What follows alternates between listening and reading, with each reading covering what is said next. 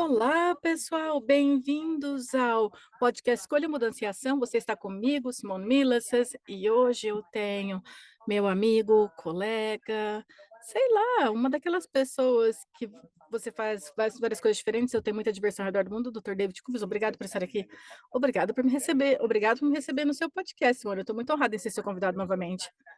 Eu estou realmente empolgada sobre esse tópico, porque a gente ia fazer isso, bem, tem um senso de que era muito tempo atrás, acho que quando estávamos no Oriente Médio, em Dubai, começamos a ter essa discussão sobre, na verdade, vamos começar onde a gente estava montado no camelo.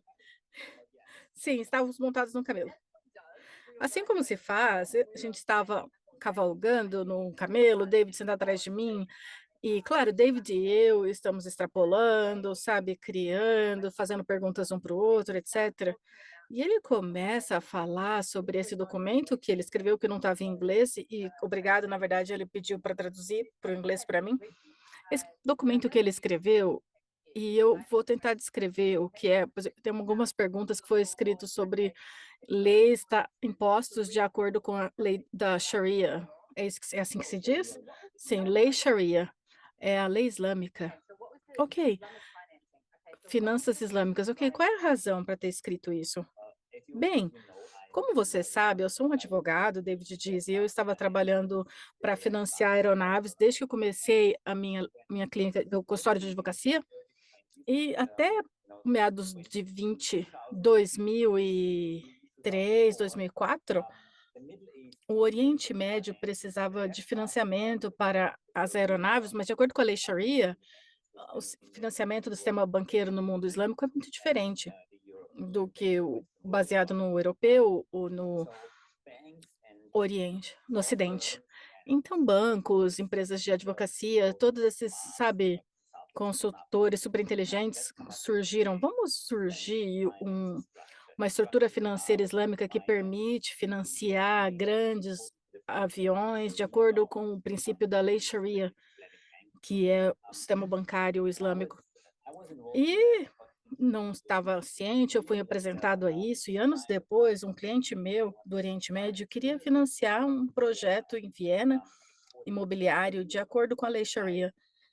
E, por sorte, eu encontrei um banco austríaco que estava disposto a seguir esse caminho. Nós nos educamos, nós tivemos vários consultantes que nos ajudaram, e finalmente, depois de 1 ano e meio desenvolvendo essa estrutura, nós fechamos o primeiro financiamento imobiliário de acordo com a lei Sharia na Áustria, o que foi único naquela época. Isso é incrível, desculpa se me diz. Enquanto falamos mais disso, você vai ver por que isso é tão incrível, porque é tão diferente. E pelo que eu sei da Áustria também, é meio como eu acho que o principal é isso que eu vi das minhas viagens e tudo ao redor do mundo, é que a maioria dos países, a maioria das culturas, a maioria dos governos, a maioria das instituições financeiras funcionam a partir de estar certo com o seu ponto de vista, que é a forma que eles fazem é a forma correta, não verdadeiramente dispostos a olhar para qual é a melhor forma e o que vai criar uma possibilidade mais grandiosa. Eu estou tão impressionada com isso. Enquanto falamos mais disso, eu tenho certeza que as pessoas vão ter uma compreensão disso, pois, na verdade, eu estava conversando com alguém hoje sobre como a maioria dos países, a maioria das culturas, instituições financeiras não olham para, que possibilidade mais grandiosa pode aparecer. Elas tendem a olhar para a forma que fazemos, isso é certo. E elas funcionam mais a partir de estar certo com o seu ponto de vista. Eu estou realmente impressionada que esse banco, na verdade, disse sim para isso. Então, eu posso te perguntar qual é o nome do banco na Áustria? Eles ainda existem? Sim, David diz. É o meu banco particular chamado BTV, banco para 2 regionais estados federais da Áustria. E a parte engraçada é que esse banco regional apoia clientes regionais. Eu me acostumei com ele, porque eles estavam trabalhando já com aviação particular e também fizemos outras coisas. Financiamos um jardim particular baseado em Togo, na África Central. Eles fizeram coisas maravilhosas, porque o cliente eles querem atender as necessidades dos clientes sendo um link internacional. A Áustria tem uma posição única, nós somos neutros com relação às Nações Unidas, tal. Então a gente está muito acostumado a lidar com culturas exóticas estrangeiras, e essa é a força da Áustria, é um país pequeno, mas nós temos essa posição especial na Europa por não fazermos parte da ONU, somos neutros e a gente pode ceder um pouquinho mais que os demais. E com frequência você é mal identificado como Austrália, Simone diz. Eu sei, nós temos camisetas que diz: "Nós nós estamos na Áustria". Se você ouvir um australiano falando Austrália, literalmente parece estreia. E daí, quando você fala muito rápido, pessoas que não falam o idioma, eles ficam tipo: "Áustria? Áustria? Austrália?". Então, David é da Áustria e eu sou da Austrália. Só um pouquinho de ok, então eu queria voltar um pouquinho, pois enquanto a gente estava montado no camelo, como se faz no Oriente Médio, e começamos a falar sobre isso, estávamos falando de negócios diferentes que temos acontecendo. E aí ele começou a falar sobre a lei Sharia. Eu estou correta que lei Sharia é baseada no Alcorão? A lei Sharia é baseada no Alcorão, sim. Essa é a maior diferença do sistema do mundo ocidental. No Islã, o governo e a religião é uma coisa só. No mundo ocidental, governo e religião tem que ser estritamente separado. E o Islã não conhece isso. Tem que ser unitário. Então, basicamente, é parte do Alcorão. É a parte legal do Alcorão. Foi isso que eu vi, sabe? Eles combinam religião e lei como base, e é assim que você escolhe, é assim que os negócios fazem, os bancos escolhem, etc. Uma das coisas que eles discutiram, e a gente estava no camelo, eu quero mencionar isso de novo, e eu fiquei tão intrigada, eu gostaria que você falasse sobre isso. Eu acho que é a proibição de juro. E eu vou ler algo aqui que você escreveu no seu documento, ok? Que diz: os corpos de juros. Então, nós estamos falando juros que você paga num empréstimo, etc. Então, os, im- os juros são baseados no oposto disso, apreciação sem contribuição, sem aumentar o valor, com base única no fato de que o tempo, uma troca de dinheiro por dinheiro, obtém mais sem ter colocado nenhum serviço adicional além de dar o dinheiro. Juros significa um grau de devolução do investimento, independente do sucesso ou perda de capital. E é tipo, uau! Eu vou te pedir para falar sobre isso, David. De acordo com a lei Sharia, entretanto, é exatamente o que é proibido. Sem assumir risco ou contribuição da financeira, uma pessoa não pode exigir qualquer tipo de juro do dinheiro de ninguém, é basicamente a fonte da proibição do juro. Se não tem contribuição, não tem crescimento. Você pode desmembrar isso pra gente? Pois essa é a parte que me deixou de queixo caído e eu estava assim, tipo: "Quê?". Bem, David diz: "Eu vou te dar um exemplo do que o dinheiro é e como o dinheiro pode crescer. Todos nós sabemos que o dinheiro foi uma invenção para fazer a comércio mais fácil, mas o dinheiro em si não tem valor intrínseco. Se eu tiver uma nota de $100 e você tiver uma nota de $100, a minha nota de $100 está um pouco mais gasta e a sua está novinha. Você consideraria me pedir: "Ei, eu posso ter a sua nota de $100? E a sua já é mais nova e, portanto, eu vou te dar 120?". Ninguém faria isso, porque $100 é $100. Você não pode trocar em si por um valor maior. Portanto, o dinheiro não tem valor intrínseco. O dinheiro só tem valor ou só pode ser usado numa troca de algo para algo que tem valor, mas só o fator do tempo não acrescenta valor. Não há contribuição do tempo, Simone diz. Então qual é a diferença entre, digamos, como você vê que quando as pessoas colocam tempo na equação, isso limita as possibilidades que podem aparecer versus isso? Bem, se você deixar uma nota de $100 na sua escrivaninha, ela não vai te fazer mais dinheiro, ela não cresce, ela não muda, você não pode polir. Se você olhar para a arte, manufatura, você pode transformar uma pedra numa estátua, então você compra a estátua barata, a pedra barata e você vende a estátua por mais, porque você manufaturou, tornou aquilo algo belo. E é isso que acrescenta valor. A contribuição física, o risco em compartilhar. Não é possível que eu apenas dê dinheiro e você pague, mas o risco todo do negócio, do projeto, seria na pessoa desenvolvendo o projeto e a pessoa que dá o dinheiro fica ali, não faz nada. Isso é contra a ética do islamismo e é isso que não funciona. O princípio é: eu vou chamar de cocriação. Vamos fazer isso juntos, pois somente se ambas as partes contribuírem e quiserem que o projeto prospere, então vai ser bem-sucedido. E essa é a parte de Simone. Bem, de modo algum eu estou dizendo que essa é a forma correta de fazer ou certa, cada país deveria fazer isso.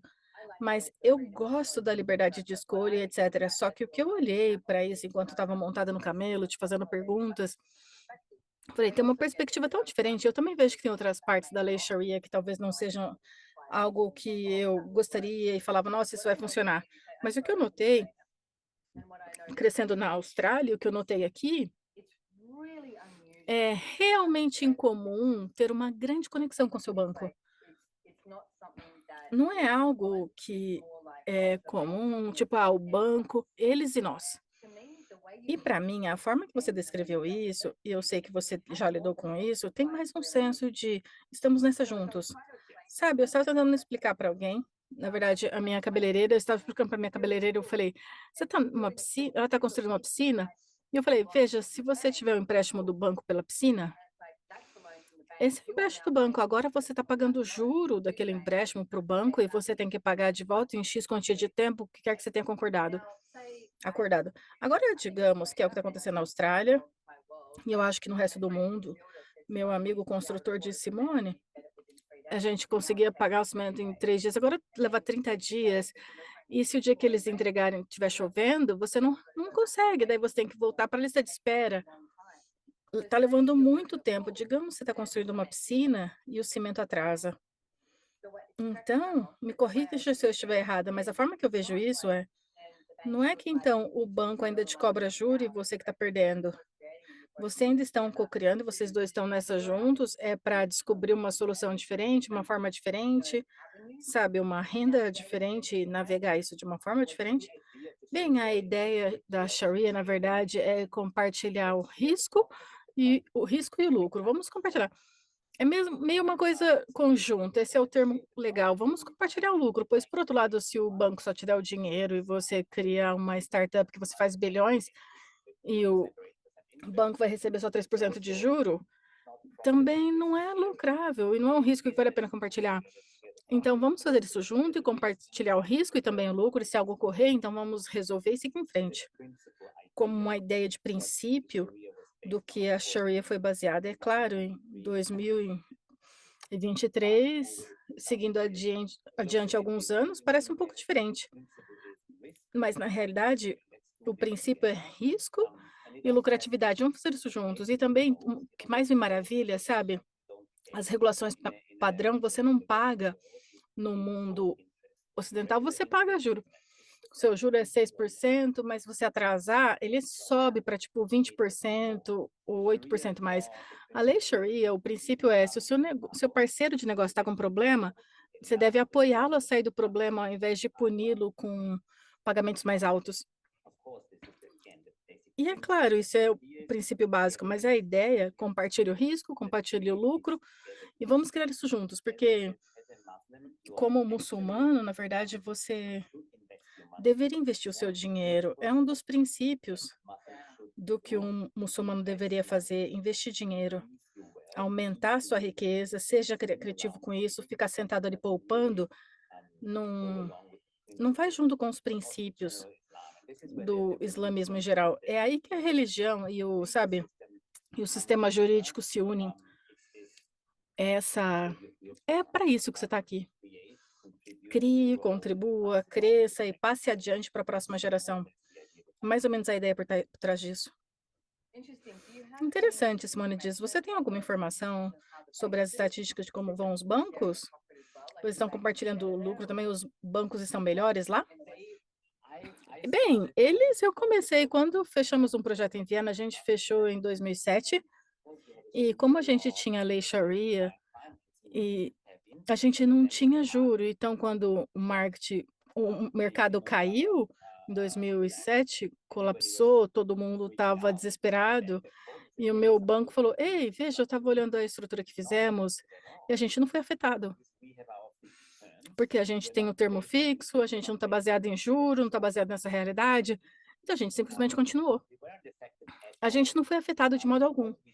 O que nós fizemos, é claro, para dar um exemplo de como você faz finanças imobiliárias na lei Sharia, você não compra, então vende. O que nós fizemos, o banco comprou o projeto, o banco colocou dinheiro no projeto para reformar os apartamentos e vendeu para o cliente num preço mais alto. Porque comprar e vender é a natureza do comércio. Antes de existir o dinheiro, tinha a economia sem dinheiro, que você troca, faz um escambo de bens e serviços. E a ideia inicial de escambo é que se você compra algo, você acrescenta algo e depois você vende por um preço mais alto. Essa é a definição de comércio, ou você troca por outra coisa que parece que tem um valor semelhante ou mais alto, que é apoiado pela lei Sharia. Então, o banco compra o imóvel, acrescenta o dinheiro para a reforma e vende. E é claro, internamente a gente vai calcular a taxa de juros. A gente falou, tá bom, você vai vender para você. A gente calcula a taxa de juro, acrescentou e dividiu em parcelamentos de 10 anos. De alguma forma, era um juro pré-pago acrescentado ao preço de compra, dividido por 10 anos de parcelamento. Então, tudo foi acordado na data que fechamos o negócio, e o mercado econômico todo, quando quebrou, não afetou, porque a gente sabia que o que tinha que pagar nos próximos 10 anos. E tornou como um investimento muito seguro para o meu cliente, para o banco. Ninguém perdeu, a gente continuou. O banco, na verdade, falou: "Uau, a gente devia ter feito mais disso", pois todos os outros financiamentos, de alguma forma, quebraram ou tiveram problemas. E esse foi surpreendentemente estável e não foi atingido pela crise de 2020. Sim, eu gostei de não ser afetado por essa realidade, Simone diz, e isso me chama. Quando você escreveu esse documento, tudo que você teve que fazer, David, qual foi? Pois, sabe, e a gente estava falando disso e eu achei bem intrigante, é por isso que eu queria fazer o podcast com você. Pois eu gosto de olhar para a forma que diferentes pessoas fazem coisas, ou diferentes negócios fazem coisas, ou, sabe, eu sou uma adoro consultar diferentes finanças, bancos, contadores, o que quer que você tem que fazer, sabe? Faça perguntas, esteja na pergunta, e aí veja o que você pode escolher que funciona para você. E a parte que eu estou ouvindo aqui também é, eu nunca tive problema em tomar risco. Já estou investindo em algo que eu estou disposta a perder, sabe? Eu tô. E então, mas eu nunca fui uma dessas pessoas que diz: "Ah, como eu vou conseguir esse dinheiro? Como eu vou fazer isso?" Na minha vida inteira eu tinha um emprego que eu ganhava X por semana ou X por mês, eu sabia que o dinheiro estava entrando, eu sabia que as contas estavam entrando. E eu acho que era um nível de caos, mas isso funciona para mim. Mas eu vejo que, na verdade, isso não funciona para todo mundo, e algumas pessoas ficam realmente ansiosas e não desejam fazer isso. E eu estava falando sobre algumas coisas aqui. Que conselho você tem para as pessoas começarem a meio olhar para como elas podem, sabe, fazer perguntas e integrar diferentes possibilidades que estão disponíveis para elas? E eu queria levar de volta para aquela nota de $100 que você falou que está na escrivaninha. Pois o que você pode fazer com essa nota de $100 que você ainda não escolheu? Sabe, pode oferecer algum conselho para as pessoas com isso? Ou perguntas. Bem, o que eu aprendi com isso, David diz, com essa ferramenta, na verdade, realmente olhar para o que funciona para você. Você é uma pessoa que adora tomar risco, ou eu gosto de saber o que eu estou encarando, ou eu gosto de saber a pior das hipóteses quando olho para as finanças e você descobre, sabe, que tem um juro fixo, tudo era pré-estabelecido, não tinha muito espaço numa direção ou na outra. O banco não vai aumentar o preço de compra porque o mercado imobiliário mudou, ou ele não pode mudar o juro porque o mercado caiu. De alguma forma, era uma troca baseada em Era seguro, Simone disse. É seguro. É seguro, é previsível, na verdade, é financeiramente previsível, David disse. E para as pessoas que dizem: "Tá bom, realmente eu não quero ter que lidar com isso diariamente, eu quero que isso seja previsível financeiramente", isso dá um senso de: "Ok, agora eu posso relaxar, porque eu sei que essa quantia que eu estou comprometido, eu posso criar". E também não te dá uma flexibilidade extrema para mais. A segurança, quanto mais seguro o investimento é, mais emperrado ele está de certa forma.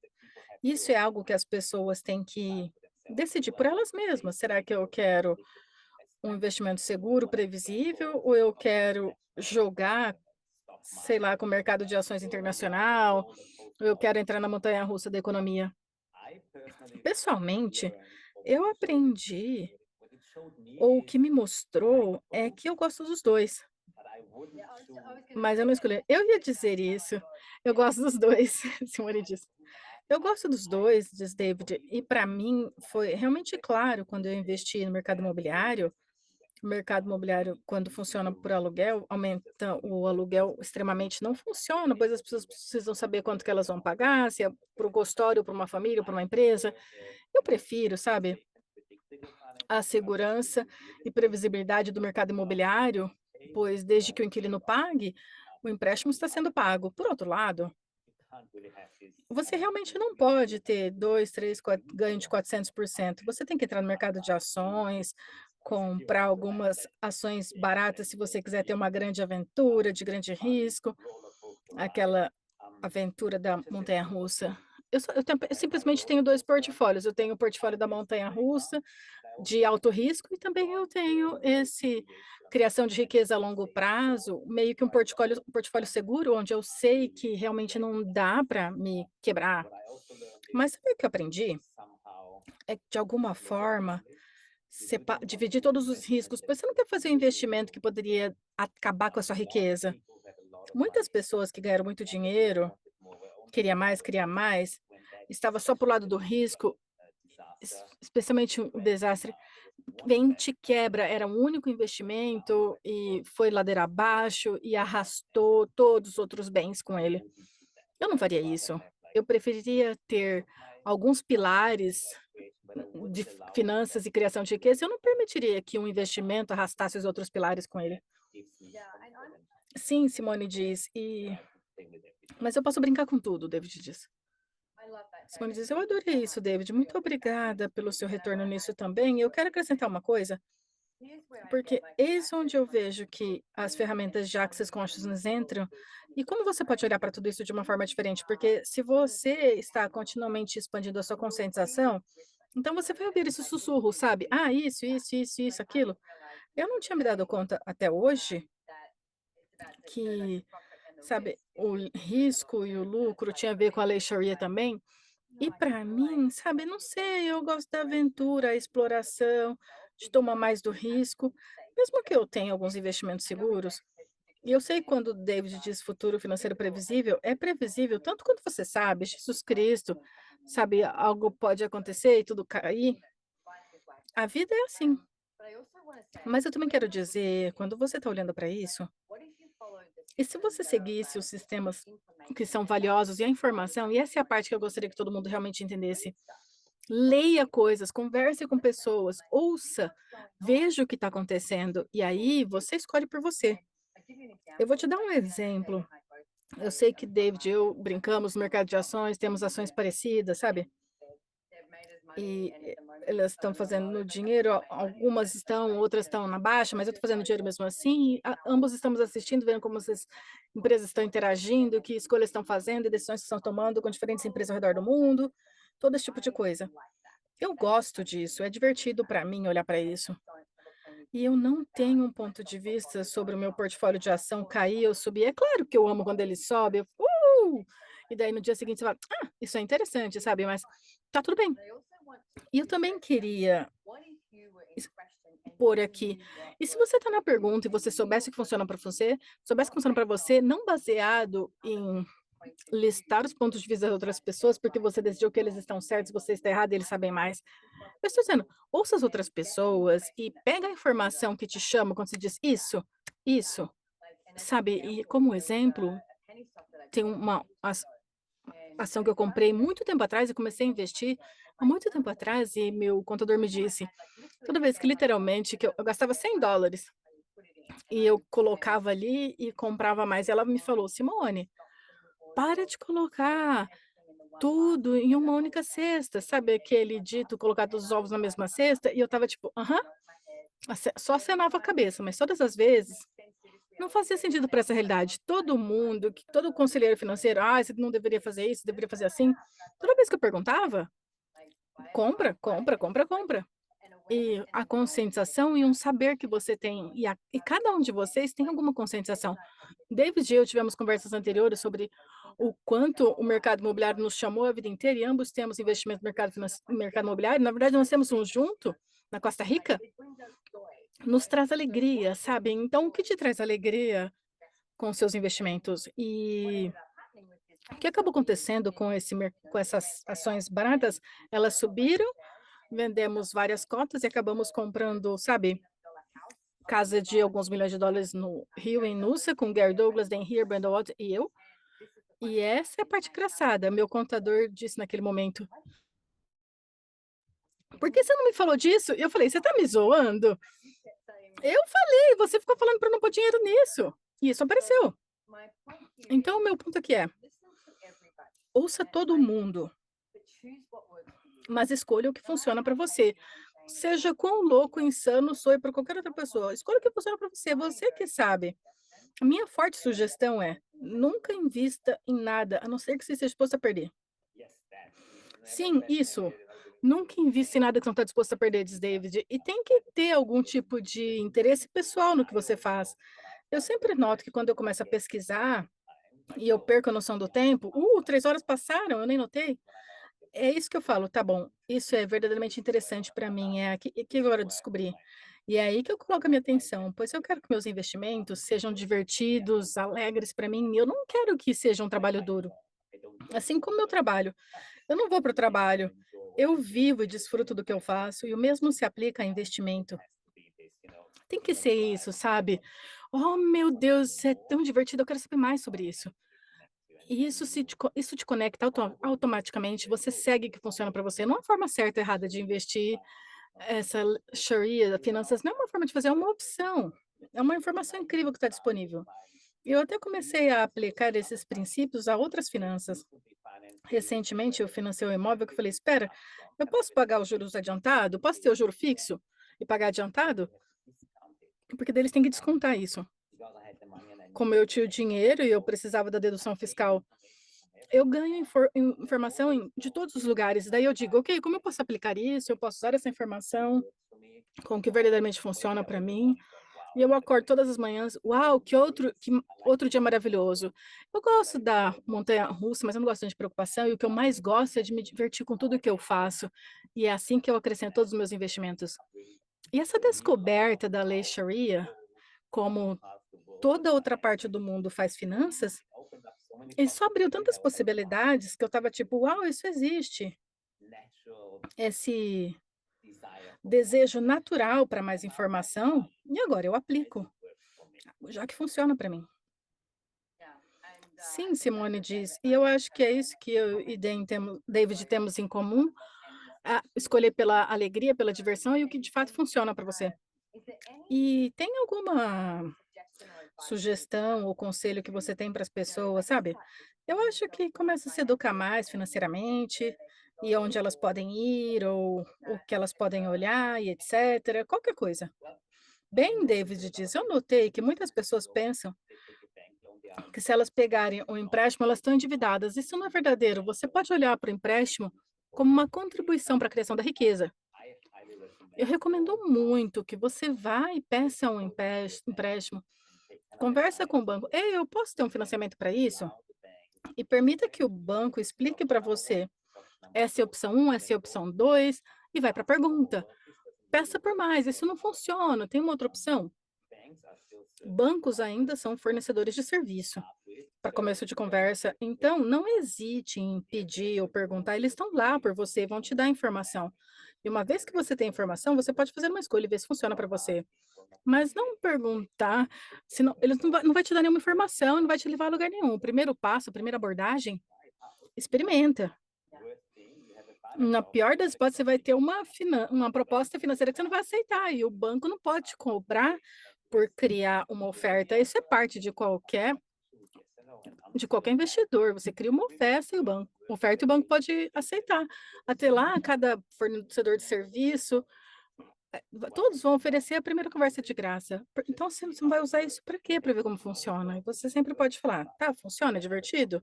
Tem outras possibilidades? Você tem outra coisa? Isso realmente não funciona para mim. Começa essa interação de reunir informação. Esse primeiro passo tem que vir de você. Bem, eu acho que você disse uma parte-chave aqui, David, duas palavras. O banco é um fornecedor de serviço e as pessoas tendem a esquecer isso. Essa indústria de serviço, a indústria das finanças, sinto muito, mais a lei, sabe? Bancos, tudo isso, eles são fornecedores de serviço. E você é o chefe. É você que pode escolher. E eu sei que quando eu era bem mais nova, meu ponto de vista era: todo mundo não sabia nada. Contador, ninguém sabia nada. E isso não é verdadeiro. Se você tem esse ponto de vista, por favor, comece a fazer pergunta. E, por favor, sabe, tem alguma consultoria, como o David disse, você pode perguntar por algo, daí você olha para isso e você tem mais informação. No momento, por exemplo, eu tenho algumas coisas legais acontecendo, eu tenho consultoria agendada com 3 advogados diferentes, porque eu quero consultar com todos os 3, ver para onde eles vão me levar, quão rápido eles vão ser, se eles são espertos o suficiente, o que for, o que for. Apenas pergunta para a energia: ok, me mostra qual, me mostra o advogado que vai ser uma contribuição para criar uma possibilidade mais grandiosa. E é isso, nenhum deles está certo ou errado. O que é esse casamento energético que funciona? O mesmo com o contador, sabe? Vá se reunir com o contador, tem uma reunião com 3 deles, e daí se você tem para mim, se eu tiver esse senso de alegria e eu acordo tipo: "Sim", sim", isso casa com a energia do que eu estou pedindo. E nada é grande demais para você. Não se intimide, a única pessoa que pode te intimidar é porque você deixou. Não seja intimidada, faça perguntas. E uma coisa, diz David, quando você fala sobre bancos e finanças, os bancos fazem dinheiro emprestando dinheiro. Na verdade, você é um cliente VIP quando você tem muito empréstimos, pois é assim que eles fazem dinheiro. Se você tivesse um depósito na conta, você não é um bom cliente. Eles não estão fazendo dinheiro de você, então usa isso como uma vantagem e esteja disposto a explorar com o banco. É possível ou não? Você não tem que escolher, sabe? Aquele primeiro passo de: isso vai funcionar? A gente pode olhar para isso? Eu posso ter isso? Eles vão te apresentar uma oferta, eles vão ficar gratos por isso. Então, uau, na verdade eu poderia fazer isso. Isso te coloca naquele espaço maior do que é financeiramente possível com o dinheiro que você tem e com o dinheiro que você está fazendo. Sim, Simone diz, e é uma exposição a uma possibilidade mais grandiosa. Relaxa com isso também, não se desespere, relaxe. Você pode ficar com aquela proposta, você pode escolher ou daqui 6 meses ou daqui 1 ano, ou você está só ganhando informação, você está ganhando conscientização, conhecimento para te levar a uma direção diferente. Essa é a sua vida. Você gostaria de se divertir com dinheiro, banco, finanças? E todas as vezes que você diz: "Não!", sabe de uma coisa? Você pode. Todos os lugares que você diz: "Não, eu não posso ter diversão com nada disso, não há alegria nisso, é horrível, terrível, e porque David e Simone estão falando disso", você vai destruir e descriar? Certo, errado, bem, mal, pode pac, todas as 9 coisas, garotos, povoados e alens. Que é o enunciado declarador de Access Consciousness. Basicamente, o que ele está fazendo é deletando todos esses pontos de vista que te impedem de ser a grande potência que você pode ser, estando na pergunta e simplesmente escolhendo, explorando. Há muito mais disponível com dinheiro, finanças e riqueza. Então, David, eu sei que a gente poderia conversar o dia todo, e eu acho engraçado a gente ter conversado falando desse documento do Sharia Law, da lei Sharia, e a gente acabou falando de bancos, instituições financeiras e financiamentos, etc. E obrigada por isso, pois essa é a forma que tudo isso se move, sabe? Se move da forma que se move. Você navegando e estando na pergunta. Então, nós vamos ter todos os detalhes onde as pessoas podem te encontrar. nas observações do show. Não se esqueçam de se inscrever. Eu, David e Shannon somos. Bem, todos nós fazemos riqueza certa para você. Na verdade, eu tenho minha primeira classe de riqueza certa para você na próxima semana. Eu acho que esse podcast sai um pouco antes ou enquanto estiver acontecendo, e você também tem uma em breve, não é, David? Sim, a classe intermediária que eu estou facilitando com o Shannon em Paris. Eu adoro as classes de riqueza certa, limpando tudo, esses pontos de vista malucos e pensamentos limitantes em torno do dinheiro. Eu quero que o dinheiro seja meu parceiro de crime, meu melhor amigo. Falar, sabe de uma coisa? Vamos conquistar o mundo, vamos criar e aumentar a nossa riqueza. Esse é o presente dessas classes de riqueza certa. Permitir que o dinheiro seja esse apoio para você, ao invés de só ser um problema. Eu gosto de dinheiro. Eu gosto de dinheiro também, diz Simone. Eu quero só falar, deixa o dinheiro ser certo para você. Não é isso que David está falando. David fez algumas escolhas que foi, upa, eu fiz escolhas que fez, upa, mas sabe o que a gente fez no dia seguinte? A gente acordou e falou, tá bom, e agora o que eu vou escolher? Você não deixa esses momentos de upa destruir você, você continua seguindo em frente.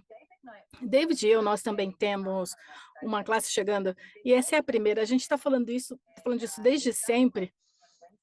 Começa no dia 19, no horário da Austrália. Teremos as observações aqui. É uma classe sobre impostos. Qual é o nome da classe, na verdade? Eu, a gente chamou de chamada de impostos. Eu acho que tá. Impostos? A gente tem um nome muito legal, Simone diz. Aqui está. Você pode ir para simonemilazes.com/Texas e você pode encontrar toda a informação. Mas, de novo, faça o download, se inscreva no podcast, faça o download das notas, vai estar tudo lá. David e eu adoro o fato de eu estar na Austrália, pois, obviamente, eu posso falar dos impostos australianos muito melhor do que qualquer outro lugar, mas eu também já fiz nos Estados Unidos por um tempo, você tem coisa acontecendo nos Estados Unidos, nós temos coisa acontecendo internacionalmente, você está baseado na Europa, e não é sobre a gente te dar uma resposta, a gente quer brincar com você nessa chamada de impostos, a gente quer ficar criativo, a gente quer extrapolar com você e descobrir o que é verdadeiramente possível, além de apenas escolher o trauma e drama dos impostos. E se houvesse uma alegria dos impostos? Isso está chegando, senhoras e senhores, vai estar nas observações do programa. Mal vejo a hora de você estar lá. David, o que mais você tem para dizer? Eu só quero dizer muito obrigado, Simone, por sempre ser tão entusiasmada, interessada em todas essas coisas estranhas que existem por aí. Cada conversa que a gente teve nas costas de um camelo. E eu verdadeiramente amo explorar esses tópicos com você. Muito obrigada por me receber. Essa é a primeira vez em 10 anos que alguém está interessado no artigo que eu escrevi. Muito obrigada por explorá-lo comigo. Muito obrigada por. A gente pode deixar esse artigo disponível para as pessoas ou não? Ah, sim, podemos. Na verdade, eu fiquei inspirada, acho que vou publicar em inglês. Foi publicado apenas numa revista local de bancos em alemão, mas isso apenas amplia o seu horizonte sobre o que está disponível no mundo, uma vez que estamos, sabe, ficando mais conectados do que 20 anos atrás. Isso vai ser uma contribuição. Ok, se você mandar o link, a gente vai deixar também. Manda o link, a gente vai deixar nas observações do programa também. E sim, obrigada a você. Você me fez sentir não estranha por querer explorar tudo que é diferente. Ah, adorei. Mais disso, por favor, David diz. Sim, ok. Obrigado, pessoal, por se juntarem a nós aqui. E eu verei vocês da próxima vez. Tchau, tchau.